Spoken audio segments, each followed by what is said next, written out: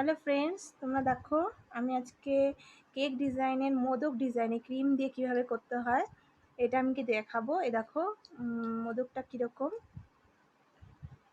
এই যে আমি প্লাস্টিক দিয়ে নিয়েছি, এই যে এখানে নাজেল বসিয়ে দিয়েছি, ঠিক আছে।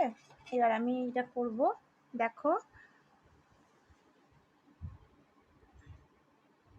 এই একটা ডিজাইন, মোদক ডিজাইন একে বলে। এই একটা ডিজাইন,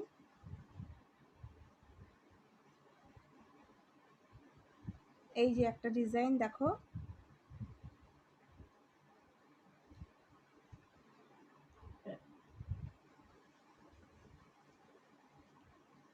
এরকম আবার করা যায়, এরকম